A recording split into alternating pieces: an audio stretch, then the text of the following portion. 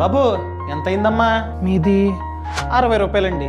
సరే యూపీఐ చేస్తా. యూపీఐయా అంటే ఏంటంటే తెలీదా? ఛా, చూసావా మన వాళ్ళకి ఏం తెలీదు. India digital literacy 0. ఇవన్నీ నాకు తెలీదండి. క్యాష్ ఇచ్చేయండి సార్. ఇలాంటి వాళ్ళకి యూపీఐ గురించి తెలియాలంటే ఒక డెకేట్ పడుతుంది. కానీ ఇండియా దానికి రెడీగా లేదు. సార్ మీకు తెలుసు కదా, నేను టైం ట్రావెలర్ని. ఒక్కసారి ఫ్యూచర్లోకి వెళ్ళొద్దామా? సరేపా.